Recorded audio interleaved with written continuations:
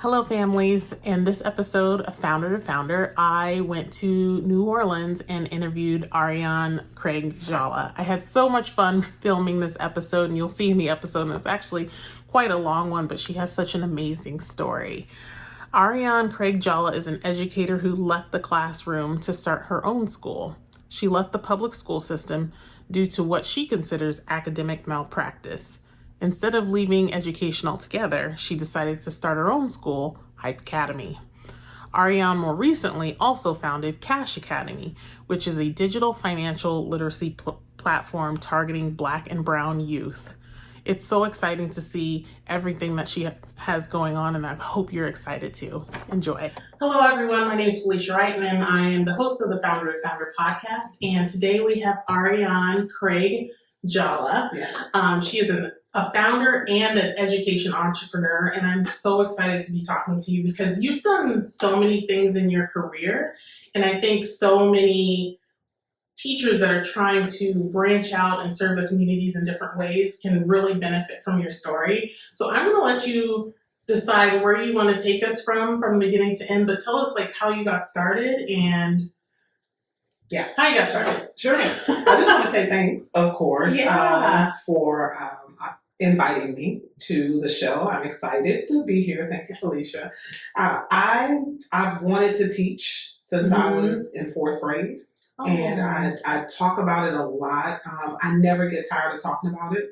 That I walked into my fourth grade teacher's class and she changed my life on the first day of school. Yes, changed my life. She had been so I'm number 8 of 8.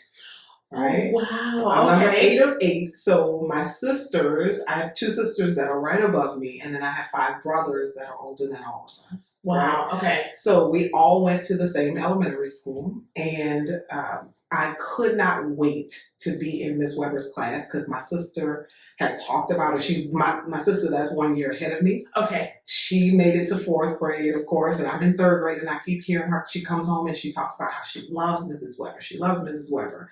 So on the first day of school, at that time, they would come to our classroom from the previous year. Mm-hmm. The new teacher would come to that classroom to call names and pull us out. And there was a lady who came in. I wasn't sure, you're 3rd grade. You don't really, everybody kind of looks alike. Yeah. so a lady came in. I believe it was Miss Mitchell. Miss Mitchell came in and she called all of the students, but I thought she was Mrs. Weber. Okay. And when she didn't call my name and she left out of the room with all of her students, I was devastated. I was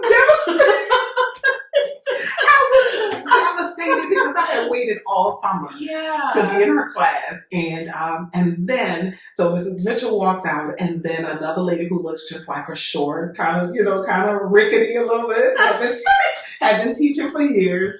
She comes in and then she says her name, Mrs. Flora G. Weber. She would always say the G. And she started calling names on the list. And mine was, of course, toward the top because my last name began with a C. Yes. And I was so excited. So we walked down the hall to her class. We walk in. Everybody has a seat. We have an assigned seat. And I'm going to tell my age just a little bit. This was during the time we had chalkboards. Oh. Right? So making that all. So we're chilling, both of our. Yeah. Okay. All right. So she walks up to the chalkboard and she doesn't say anything. She just walks up to the chalkboard, turns her back to us, and picks up that piece of chalk and just starts writing on the board. And we're all looking at each other like, what's going on?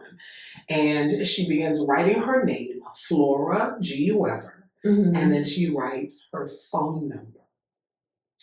Right? That's the reaction we all had. Like, wait. Ma'am, do you realize that we are going to play on your phone? Yes. We are going to call. We're going to hang up. All the things, right? And we kind of looked at each other and chuckled, and she turned around and she said, my name is Flora G. Weber. And if you ever need me, call me. Wow. To a room full of 4th graders. 4th graders. And it was that moment that I decided I want every kid that I come in contact with to feel the way she just made me feel. I didn't know how I was going to do it, but I knew, okay, she's a teacher. Maybe that's what I need to do. And that was the day I decided that I was going to teach. And it was just it was emphasized because my mom was also, she was a para. She was a paraprofessional for over 23 years. And at home, she just reinforced, she helped with homework and all the things. So I think I was surrounded by two women who valued education and who understood the power of education. You're the first one to bring in a story from your childhood as to why you got into this. And it's so powerful because I think we discount sometimes the power of an educator. Yeah. And in our society right now, like, educators are being broken down. And I think if we would just lift them up, we see so much growth in our children. And I always talk about community. Absolutely. But it's true. She created community in her classroom within the first 5 minutes. 5 minutes. Yes. That is powerful. Within the first 5 minutes. And of course, I loved every minute in her class. I was the teacher's pet, of course. I was the one who went, unfortunately, she was on, she had kidney disease. And so I was responsible for making sure she got her medicine in the morning. Like, I would remind her, don't forget to take her. And I would go and get her Coke from the lounge every morning so she could take her medicine. And I will never forget that. She was, although my mom had been instilling in us the power of education from the beginning. I mean, from Sunday school, like we would study our Sunday school lesson on a Saturday for Sunday school the next day. And so even from there, but Mrs. Weber, she was the deciding factor and the one that made me think, this is my calling. Wow. Yeah. How did that manifest when you got older? Like, so when it comes time, it's like, okay, now what are you going to do with your life, little kid? Like, you already knew. That's pretty powerful. That's such a good question, too. It's such a good question. As I matriculated through middle school, high school, I began to hear the facts that teachers don't get paid a lot. They just don't get paid a lot. If you're going to teach, be ready to have an evening job because we just don't get paid a lot. So when I was asked for the yearbook, my senior year, what I wanted to do, I said that I wanted to be in business. Okay. All right. But that summer, I had to declare my major, and it was education. Yeah. It was marketing. This is what I want to do. So I did get a little bit afraid when I kept hearing they don't get paid, but I could not pull myself away from it. So it was definitely an advantage because we had to do summer school. I went to Dillard University for undergrad. Okay. And we were required to do like a freshman orientation for a few weeks. And that was where it was just fun, that stamp that I was going to go into education and there was nothing else that I wanted to do. That's awesome. Did you ever make your way to public or a charter school? I did. Okay. I started out as a long-term sub. Okay. Following my senior year when we did our student teaching, I took over, unfortunately, a second grade teacher who found out toward the end of the year that she had cancer. Oh, wow. And so I took over her classroom just to finish out the year for her. And I say that was also pivotal because that's when I realized that I did not want to teach second grade. Oh, what? Okay. I taught first grade. Oh, the babies. God bless you. God bless you. It was so valuable for me to spend that time in the classroom. How else would we know? How else would we know, right? So I spent that those last maybe a month and a half in the classroom toward the end of the school year. And from the whining and the tattletaling and the rubbing me with the hands, the snotty fingers and all the things. I'm hearing all the things I love. Miss Jolla. I don't hear a problem. And guess what? God bless you. That was when I said, I need to teach older kids. Yeah. Right? I needed to teach kids to whom I could say, have a seat. Yeah. And they knew exactly what I needed from them versus having to, kind of squat down and say, okay, darling. Yes. So it was a really good experience going into that second grade classroom as a long-term sub. And then I got my first job, official job, here in the city of New Orleans. I got my first official job as a 4.5, transitional teacher. Can you explain what that is? Because we don't have that in Vegas. So I'm not quite sure. And we don't have it anymore either because it was not. Okay. It was not beneficial. It wasn't. Okay. It was, I taught, my first 2 years, I taught fourth graders. Okay. Right? Who had failed the statewide assessment. Mm-hmm. A total of two times. Okay. Right? So they took it in their fourth grade year in the spring, failed it, went to summer school, took it again, failed it again. Okay. So instead of retaining them, they sent them to my classroom, 4.5. Oh, so it's like a weird in-between grade. It was a weird, perfect way to describe it. Okay. A weird in-between grade, and my job was to prepare them to take it again. Yes. That was my job. The interesting part of this, because I've never heard of this method, it's like stopping these children on their track just to pass a test. Just to pass a test. And I understand deficiencies, but is this test, like here in New Orleans, like is it mandatory to go on to fifth grade? It was. Okay. But not anymore. There are some changes that are taking place now with the assessment. There are some changes. I mean, of course, that was 20 plus years ago. Yeah. So there are some changes that have taken place, but it used to be used to retain the students. Absolutely. So if they got to me and took it again, they had to take it in the spring again. So this was their third time taking it. If they failed it, they had to take it a fourth time during the summer. Okay. And if they failed the summer, then they would matriculate to fifth grade next year. So essentially they were retained. Okay. They would matriculate to fifth grade next year. If they passed it while they were with me, they would go to sixth grade the following year. Oh, interesting. Yeah. And how did you feel about that? Did you feel like that program was actually beneficial? Like, were they actually passing it in this in-between grade? They were not. Okay. They were not. And I believe having that position and that's when I began feeling like I was only hired to teach the test. Right? I was only hired. That was the focus. That's what my principal wanted. So that is what disillusioned me. And I told my mentor, that was that first or second year, I told my mentor, I said, give me 5 years and I'll be on. Yeah. Yeah. Because of that. Because of feeling like this is not what I had in mind. Yeah. Think about the difference between a first day of Mrs. Weber's class. Yeah. And a first day in my class where, yes, I'm reaching out to you and I'm working to establish community, but everything that I do is based on this assessment. Yeah. Wow. Yeah. And I can only imagine like the hurt of like constantly failing this test. Absolutely. And what is the motivation to even pass it? It's like, okay, I got a stamp of approval onto the Yeah. Why?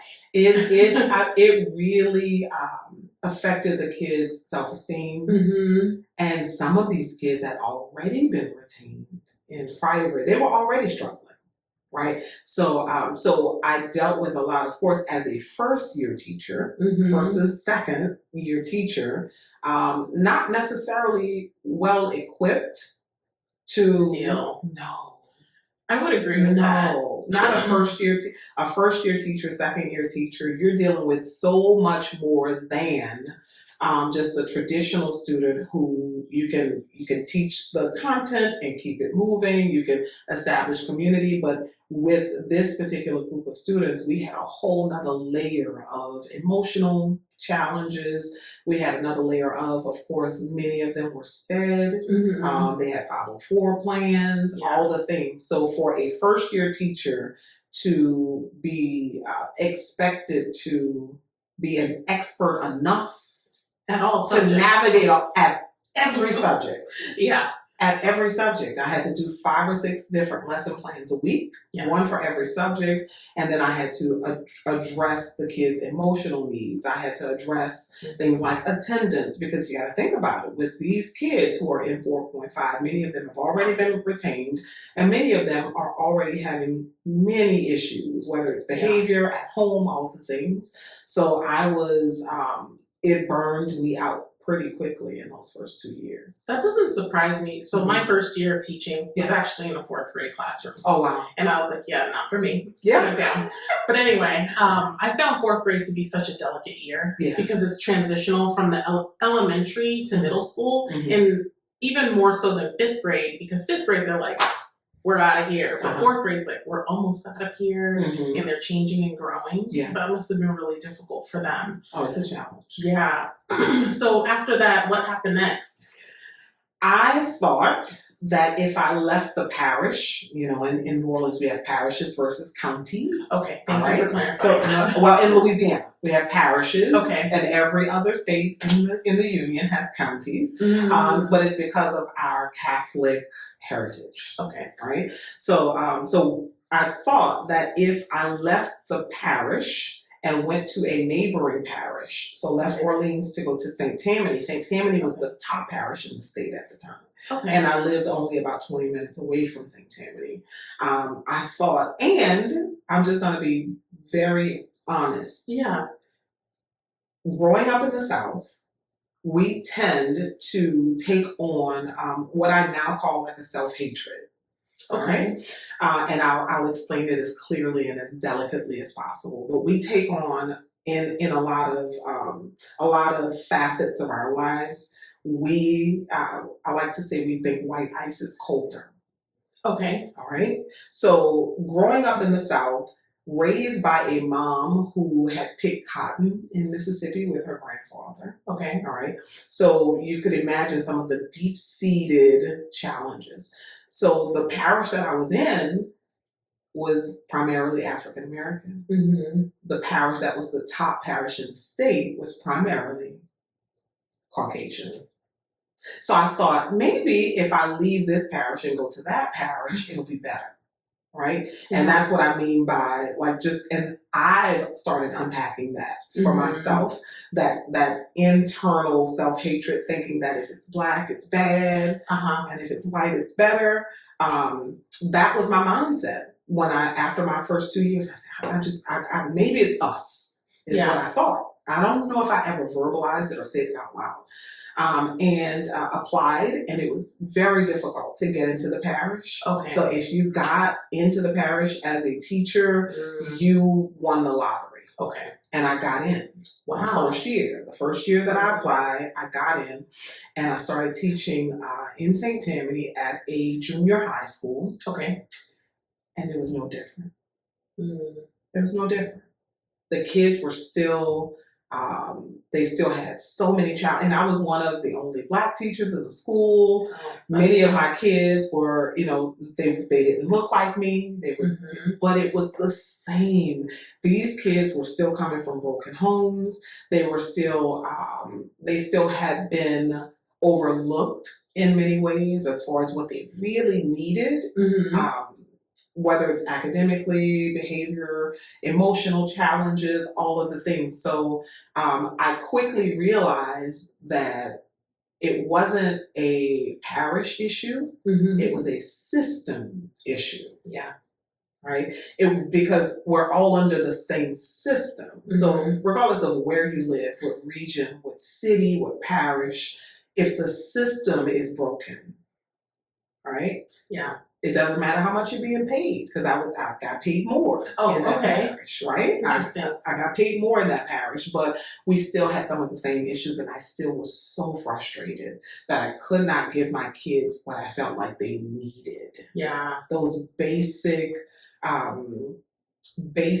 academics, basic just human connection. I did not feel like I was doing a good job, and I stayed there.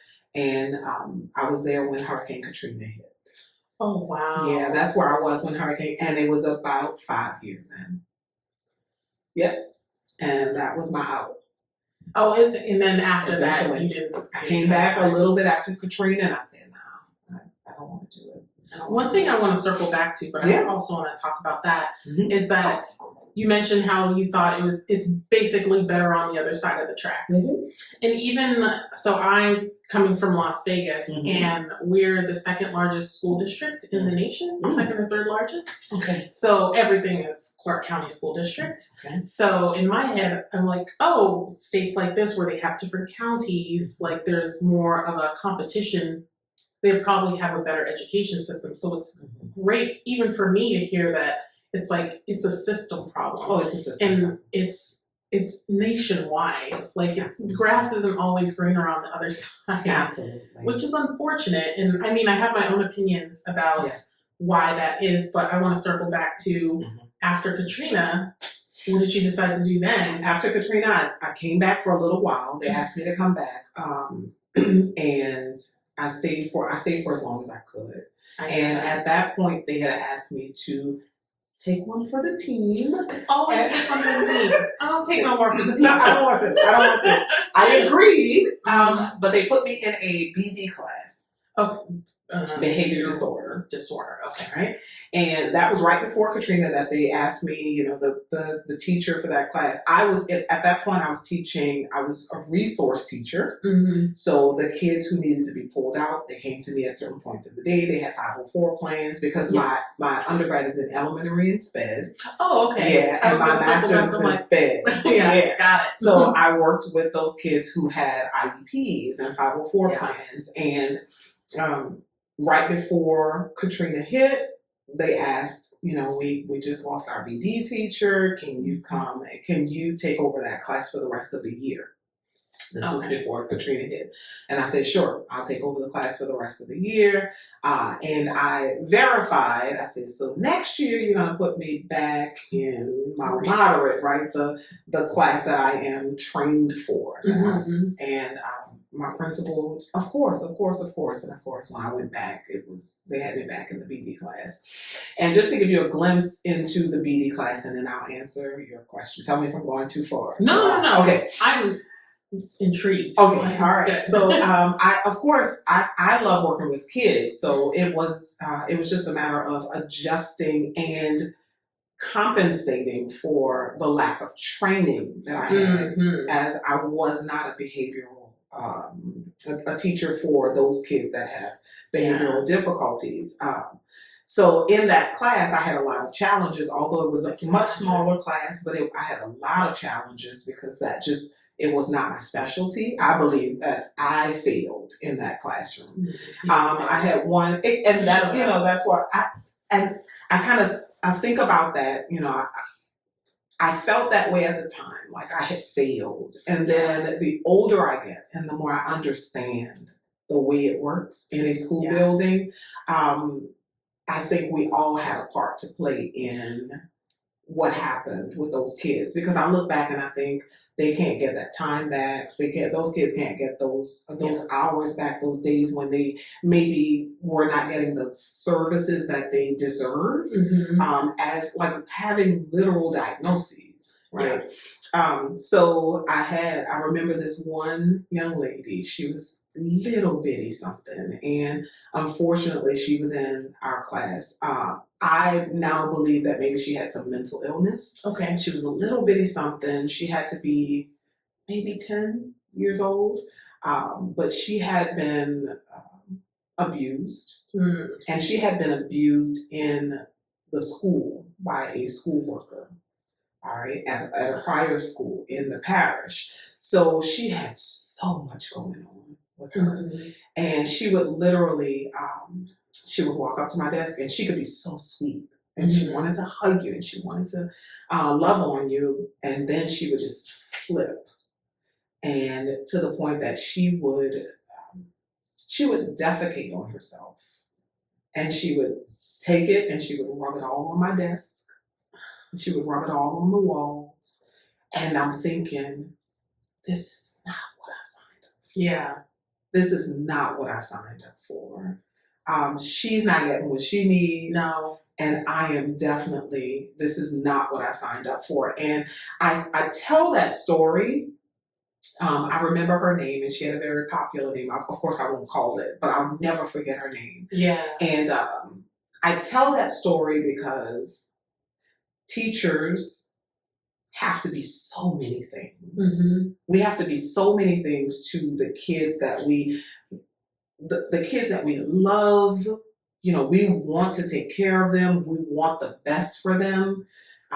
But we have to be so many things, from counselor to therapist to mom sometimes, and dad sometimes, and all the things. And I often look back and I wonder whatever happened to her. Yeah. Where is she now? And that was over 20 years ago, right? Where is she now? And did she ever really get the help that she needed? Mm-hmm. Because kids deserve that. So it's very difficult for me to hear how teachers are berated and we are diminished. Mm-hmm. And right? Yeah. And it's very difficult because that story of that one young lady that I had, you could just multiply that by tens of thousands just with our colleagues that have been in the classrooms that truly love the work that they're doing for young people. So that is one story that sticks with me. But I will say that after I came back just for a little while, living in my little trailer in my driveway after Katrina, and I said, I can't do it anymore. And so I left and I got a real estate license. Oh. Which I've always loved real estate. Okay. My husband and I have always wanted to be real estate investors. So I said, I'm going to get a real estate license. And this had to be, I think maybe 2006, 2007, around that time. And got my license and we bought maybe about 9 properties. It was wonderful at that time because Katrina, just right in our neighborhood, there were so many people that weren't coming home that decided that they were going to just stay in Arkansas or stay in Texas or stay in Atlanta. And so we started buying homes and renovating them, and I loved it. Okay. I absolutely loved it. And we bought one home and our tenants had a set of twin girls that had been being homeschooled. Mm-hmm. And I'll tell you about the airports. I was like, don't mess with the homeschoolers. They were being homeschooled and by their aunt. Okay. And their mom was like, "Can you please? Can you please?" And I was jaded. Oh, I'm sure. I was done. I was so done. As much as I didn't want to be done because I loved education. I loved empowering kids through education, and I wanted. She would keep asking, Can you please? Can you please? And at first I wouldn't even entertain it. And then I said, let me think about it. And basically that's how Hype was born. Okay. Hype was born from me saying yes eventually to being the teacher in one of our properties, actually, where we had an office, being the teacher to a set of twin girls because their aunt was homeschooling them, but she really was. They were baking cakes and shopping. They weren't really getting it. Oh, you're wonderful. You're wonderful. So they were kind of, they weren't truly being homeschooled. Yeah, they were doing the best they could. They were, and and I'll just say that is not, that's not a reflection of parents who actually homeschool their kids. Unfortunately, many people will say they're homeschooling and give it a bad name. Yes. Does that make sense? Yeah. So there are tons of families who are doing it and doing it well. This was just one individual. Yeah. This was your experience. Yeah, this was just one individual who I guess had been asked to do that and just was not doing it, I think, to the best for those girls because they had a lot of deficits as well when they came to me. But all of that to say is that is how our private school, we started as a homeschool, Hype Academy, which stands for Helping Young People Excel. We started as a homeschool unofficially in 2009. Okay. And then we officially incorporated in 2011. Became a private school, and I ran Hype Academy Private School from 2011 to 2023.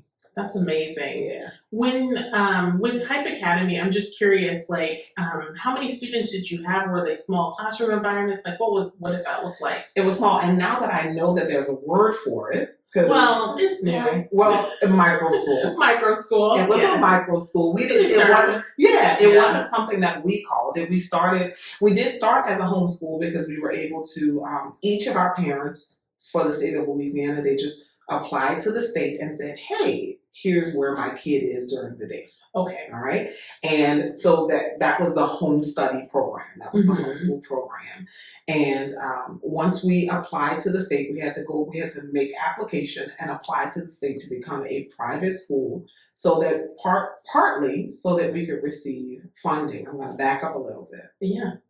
Because we started, and so many families, especially post Katrina, so many families needed us. All right. So many, if you can imagine, let me paint a little bit of a picture for you. Most of the schools in our neighborhood had not come back. This was years later.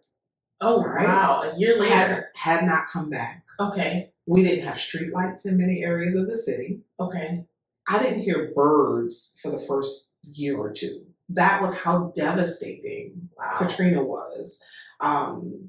Even on our block, we lived in our trailer. We didn't get our trailer until 2006. Katrina happened in 2005. Okay. So we were actually living in someone else's trailer in St. Tammany Parish. And because they were not as hard hit as Orleans, where I live. And we had our trailer. A year or so later, we were still living in our trailer. We had finally gotten through the insurance and all the things to rebuild our home.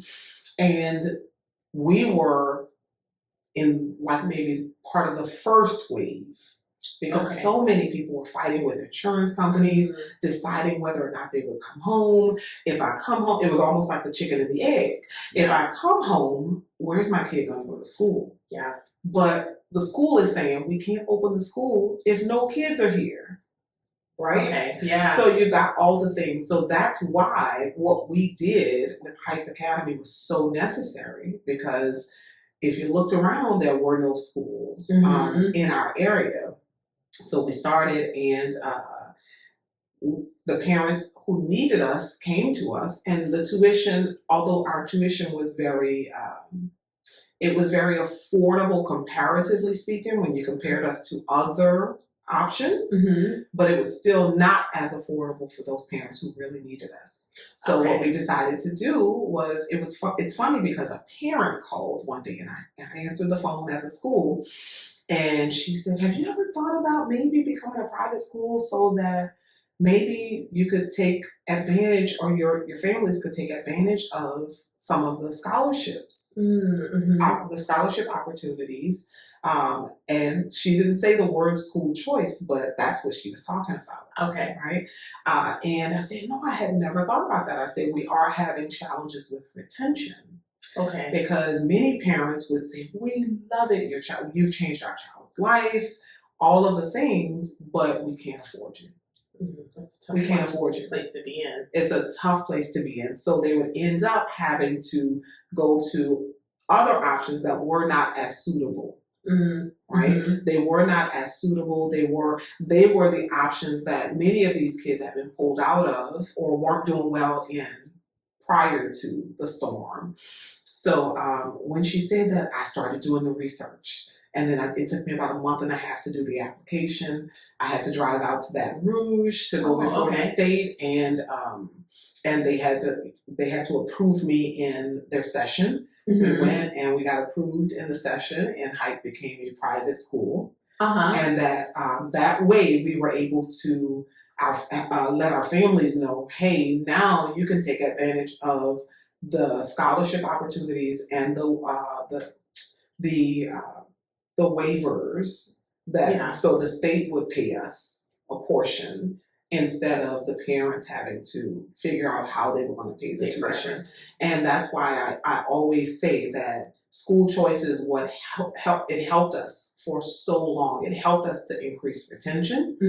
And retention, of course, gives you an opportunity to work with those families for multiple years, work with those kids for multiple years, and really make a difference. And I had one baby, and I'll let you ask another question. How about that? I had one baby. I'm like, this is good.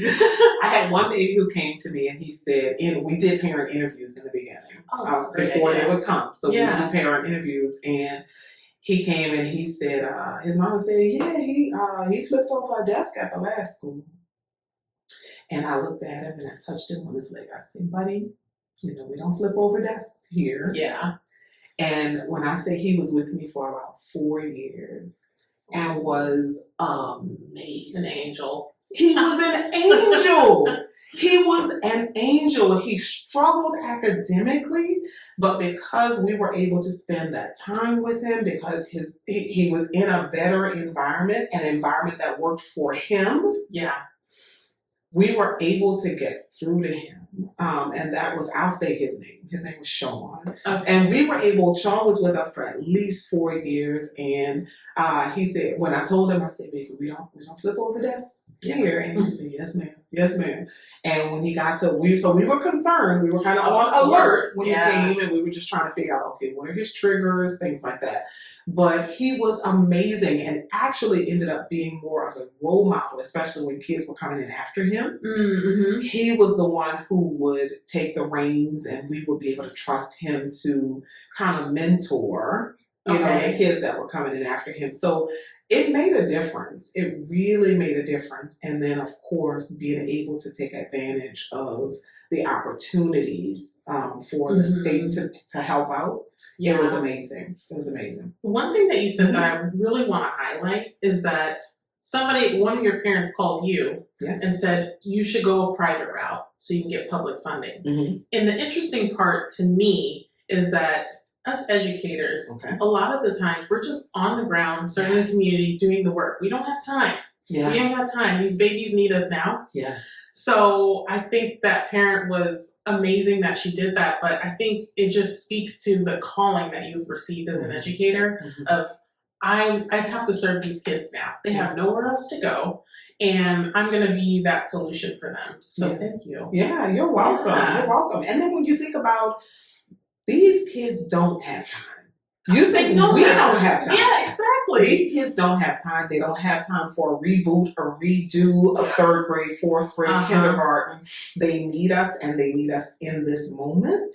So it's important for us to take advantage of those opportunities where we can provide the services that they need. And it's wonderful to have those opportunities. Mm-hmm. And I think that's the big thing. And the thing about it, the parent that called, she wasn't even a current parent. Oh, she wasn't? She wasn't. She was calling to find out about our services. Okay. She said, have you ever thought about? Okay. And I said, I haven't thought about it. And she said, I think you should. And that was a parent who needed the service, but it wasn't available to her because we were not a state approved private school. Okay. So her child missed out on what we could have provided. Yeah. And yet she still gave us that tidbit, and I sprung into action. And by the next year, we have been approved as a private school. Yes. Yeah. And I will say with Sean, I'm a firm believer that small learning environments are the way of the future. That's how children are served best. Yeah. Do you feel like that was what was helpful for Sean to kind of like at least essentially turn it around? Because I mean, he was flipping desks. Who knows what happened? There's no telling. Absolutely. But what was the difference maker, do you think, for him? It was 1,000% being in a smaller environment because there are so many benefits, right? I know Sean. In a smaller environment. Yes. So if Sean walks in and he has a certain look on his face, or his head is down, or just those little nuances, if I know Sean, I can help to minimize challenges. I can say, hey, Sean, come walk with me. Yeah. Instead of sending him to class, if I see that he walks into the school building with just looking as if maybe he had a rough night, then many of the issues that our kids have, they bring them from home. Yeah. Right? There are challenges that they bring from home, and then they come, and many of them, oftentimes, they come into a challenging environment where they're already struggling at home with whatever that is, whether that's evictions or abuse or, right? Yeah. And then they come into an environment, many of them, where they are not, they don't shine. They have challenges. And that's what Sean, his situation was. So I would say 1,000% the smaller environment helped us to get to know his mom, his grandmother. Sean, and he got to know us, and we built the trust. So he was even able to say, Miss J, can I sit in your office for about 10 minutes? I need a break. Mm-hmm. Whereas in a larger setting, in a traditional setting, first, he may not even feel safe enough to say, yeah, I really just need 10 minutes. If you could just give me 10 minutes. Mm-hmm. I didn't get much sleep last night. Can I take just a 10-minute nap? And to verbalize that. And to verbalize it, right? That's what I need. Yes. But that was us working with him, helping him to understand you don't have to act out. You can say what it is that you say, whatever it is that you feel, right? And so Sean got to the point where he was able to say what it is that he felt. We taught him how to say it without being offensive, right? Yeah. And taking ownership. So all of the things that he'll need as an adult, and to ask for what it was that he needed, and to think forward. Like if I walk into the classroom with this attitude, right, not feeling like working, then I know I'm going to end up getting in trouble, because that's what the classroom is for. I'm in there to work. I'm in there to get my work done. Yeah. So building an environment where he was able to say that before he even got to the classroom was major. So I think that, yes, a smaller setting, because we knew him, he knew us, and we had built that safety, that trust. That's so cool, because I hear those stories in micro schools, small learning environments, co-ops, and I've just even seen it with like my own babies, because we can connect. It's essentially like micro schools is like putting that number on the chalkboard. Yeah. It's like, I know you, you know me, like let's go sit together and let's work this out. Yeah. So through your experience with Hype Academy, I know that you've started another project, and I'm super excited to dive into that. And I really want to hear more about that. So what's your next project that you're going on? So I mentioned earlier that we ran the school through 2023, and we decided that it was time to transition from brick and mortar, because we were brick and mortar for 12 plus years. We graduated 13 graduates, 13 students got their diplomas through Hype Academy. So it was a wonderful during those years. It was not easy. No, I'll say that. It was not easy. And so we decided that it was time to transition out of the brick and mortar. And we transitioned Hype Academy, our company, to a learning solutions company. Okay. All right. So our first learning solution is Cash Academy. Okay. All right, so Cash Academy is a financial literacy platform that is built specifically for Black and Brown youth. Okay. And the way we got there is we began to do a bit of an autopsy. So I look at it as anything that I have started and then brought to an end, whatever that is. It's not necessarily a bad thing. It's just, okay, it's run its course. It's time, right, to transition. And I felt like that's what was happening with Hype Academy private school, that it was just time. So I did a bit of an autopsy afterwards and decided that one of the things that could have helped us to maybe, instead of closing the brick and mortar, maybe transitioning or even being able to sell the company and to be able to market, to be able to keep it in operation, or maybe transition leadership or something of that nature. And I felt like one of the reasons was because of my lack of financial literacy. Okay. All right. When I say it was not easy, it was difficult. Yes. Those 12 years. I loved every minute of it. I woke up, I was at the school at 3 a.m, until they started telling me, okay, you're doing too much. You're doing too much, right? It's dark out, you're driving here by yourself, all the things, right? So I did start kind of pushing it back. But I would be at the school at 3 a.m, honestly. 3 a.m, and just making sure everything was ready, making sure I was working for the benefit of these kids. So it was something that I loved doing, but it was a struggle, and it put a lot of pressure on my home. financially. Mm-hmm. All right. So myself and my husband, we don't have any kids. We've been married 24 years. Okay. Right. We don't have any, we weren't able to have any kids. So that was even more the reason that I felt like this is my calling, like to make sure that I am leaving a legacy through children. And, but financially, we were in year 12 and we were still struggling in our home. Mm-hmm. And so we made the decision that, okay, we've got to do something different. And that's where Cash Academy came from. Because if we had had financial literacy tools as kids, then I believe that we would not have struggled for as long as we did, trying to do good.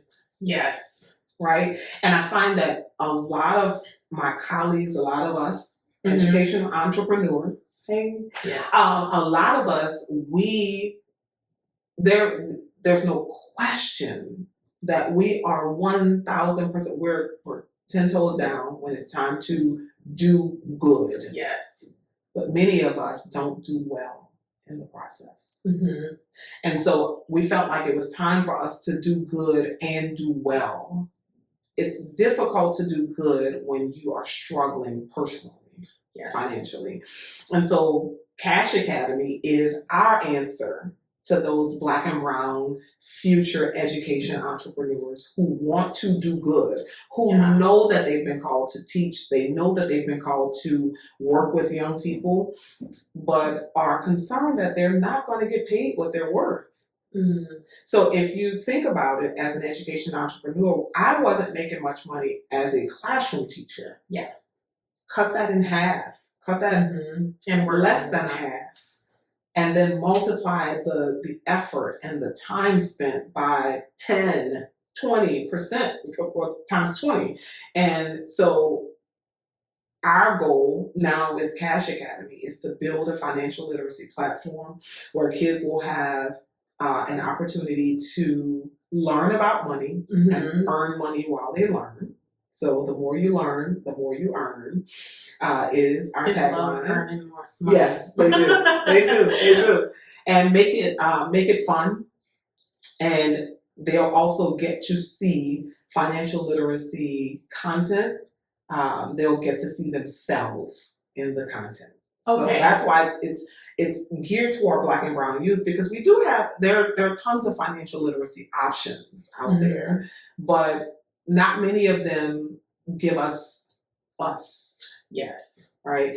And not many of them are relevant culturally to us. Mm-hmm. So I want the young person from New Orleans to see a Mardi Gras Indian, how they make their money. Yeah. Right? How you can do well as a culture bearer, because that's culturally relevant to a young person in New Orleans. It makes sense. Versus talking maybe about shoveling snow in the north to make money. That's foreign to us. That's foreign to our kids. So we want to make sure that it is culturally relevant, regionally relevant, right? So that it makes sense for those kids that are, and they'll learn about money and be able to become those education entrepreneurs and do whatever it is that they decide to do. Yeah. But they will have the knowledge that they need in order to do it. You know, I realized just while you were speaking, I knew that there was a gap in this space, financial literacy. But then when you started talking about your experience with Hype Academy and trying to manage that, I was like, oh, this gap is even bigger than I thought. Oh, it's because huge. When I started my microschool, I was like, what do you mean I have to manage cash flow? There we go. What exactly am what I is doing? a P&L? Yeah, how do I run that report on QuickBooks? Yes. What is QuickBooks? All the things. I need liability insurance. Yes. So and I gotta pay taxes. And taxes. And what's that? Don't even get me started on taxes. Yes, all the things. All the things. Yeah. So I can only imagine like having that background from a child, where as a 39-year-old woman, at least like a couple years ago, when I learned what the difference between net profit and gross profit, cash flow, all the things. Revenue, like I did not have that background. Didn't have it. So the power in that, like just for education entrepreneurs, like I want to do education, but I want to serve the community in a bigger way. That's so powerful. It's powerful. It is absolutely powerful. It can be the difference between someone choosing what they're passionate about and someone choosing a job just for the money. Maybe I'll just get this job because I don't know half the what is a P&L? What do you mean self-employment taxes? Yeah, all the things, right? But if a child is, if I'm learning this as a child, it becomes a part of me. Yes. So whatever route I decide to take, whether it is a 9-to-5 W-2 job or a 1099 as a contractor, I will already have the language to decide. Whereas for me, a person like me who grew up watching my mom was 39 when she had me. Okay. All right. So I'm number 8 of 8, but she was also almost 40 years old. And all she knew was her job as a para, and she worked 2 or 3 other jobs. Yeah. Worked in a diner. She worked the poles for $10 a day. So those kinds of. So she was accustomed to the struggle of earning money and trying to keep it. Yeah. Okay. So that's what I saw. And that's what you. And I look back at my 12 years running our brick and mortar, and it was always a struggle. It was always a struggle. When the money would come in, you've got to figure out how you're going to keep as much of it as possible. Yeah. And then keep the lights on. Yeah. And what happens when a family says, well, we're leaving town, or we're going to another school. So then you lose that seat, right? That's money, that's tuition. And then the state, although there are scholarships, they weren't paying the whole amount, and we couldn't go and ask the parents. So if I had the financial literacy tools that Cash Academy is going to bring to our Black and Brown youth specifically, if I'd had those tools, I could have more easily navigated the challenges of running a business. Yeah, because you were learning and doing it at the same time. Learning and doing at the same time, and not doing a really good job of one of them. Right? So if we are putting ourselves in positions to understand money, then we can really do a whole lot more good as education entrepreneurs, because we're not. I think for the first few years, I just saw myself as a classroom teacher doing my own thing. Not as a business owner. Not as a business owner. Not as a business owner. And so I had to quickly catch on that, no, you are now an entrepreneur and an educator. And so those are 2 totally different lanes that are now merging, and you've got to figure out how to be successful.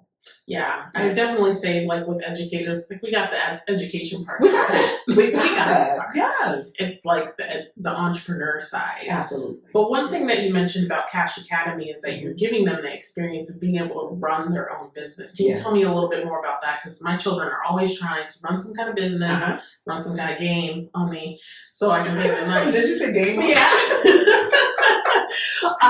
But what does that look like practically for the kids, so they can start learning the term revenue, overhead, those kinds of things? Absolutely. Yeah. So one of the things that is going to be built into the platform is opportunities for them to make decisions in real time. Okay. Right? So they'll be able to make decisions in real time. They'll also be able to leverage, of course, all of this new technology and all of the things to create reports, to make those decisions, to become the entrepreneur, right? To choose the path and do it in real time, where there's less of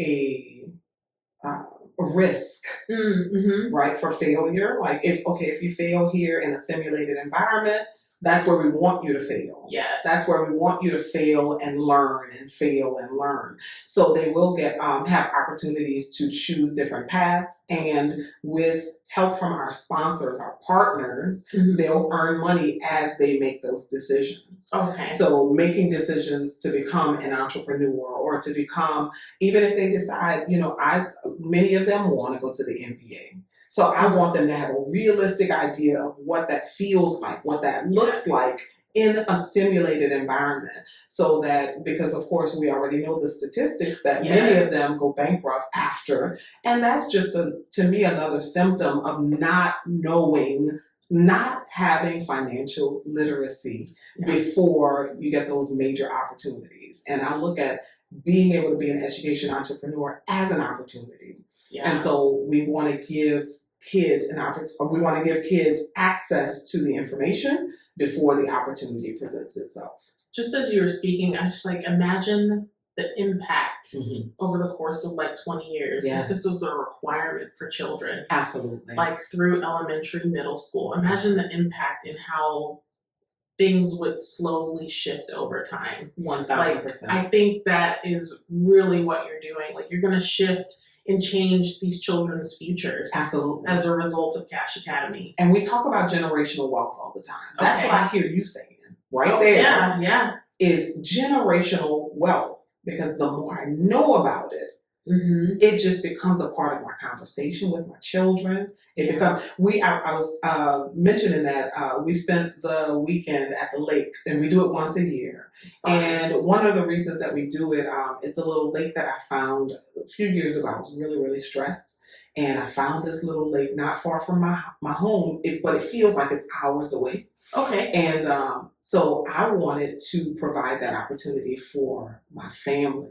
So it's my siblings, my sisters specifically, and one of my sisters, she has a 9-year-old. Okay. And I think about all the time how she doesn't know what it's like to have to sleep on milk crates or to come home from school and the lights are off. Or to have to juggle to pay, okay, am I going to pay the water bill or am I going to keep the phone on? She doesn't know what that's like. And so when we go to the lake once a year, that's all she will know, right? She will know that we spent 3 days just swimming and looking at alligators in the lake and all the things, right? She will know that part. So Cash Academy is that. Right? So when it is so embedded in their everyday experience, that is what they will use to make decisions. Just like my niece, my 9-year-old, and I have over 40 nieces and nephews, right? But I get the opportunity with this one, my sister's daughter, I get the opportunity to help to start changing the narrative in our family. And that's what Cash Academy is going to do. It's going to start changing the narrative in families. I talk about that with my own babies. That's a separate story, but like just having them having a different experience than we did. It's just such a beautiful thing. It is. It's a beautiful thing. And especially when you're the one to be able to provide that for them. And see the difference. And see the difference. See the difference. Thank you so much for sharing your story with me. Don't make me cry. I know. I'm not even a crier. Thank you so much for sharing your story with me. I'm honored to just be in your presence. And I have to mention, I saw one of Ariane's talks and I watched it at my table and I was boo-hooing like a baby. Maybe it just has the power to make me cry. That's what it is. Maybe that's what it is. I don't know. But please share with the viewers like where they can find you, where they can reach out to you, because I know like your story is such a powerful one. And I know that a lot of people will see themselves in you, in your background and what you have coming up. So Absolutely. Share with we are working on Cash Academy. So if you want to follow that journey, if you want to connect with me, I'm on LinkedIn, Arianne Craig Jolla, ARIANNE. CraigJolla. I'm on LinkedIn. Awesome. That's actually how I stalked her and tracked her down on LinkedIn. After I watched her talk. She messaged me and I was like, oh, boo. You know the ugly cry? Yes, the ugly cry. She was like, I don't want to be weird. I'm like, you're not being weird. You're not being weird. But I'm so glad that you inboxed me because this is a big deal. This is the beginning of something. I hope so. And Cash Academy, I can't wait to see it in full operation and in every public school. That's what I'm calling it. It's going to be in every single public school for kids to benefit from. There we go. Yes. I received that. thank you so much for being a part of the podcast and connecting with everyone. And please reach out to Ariane if you have any questions or maybe something I forgot to say or ask. So thank you so much for viewing, and we'll see you on the next one.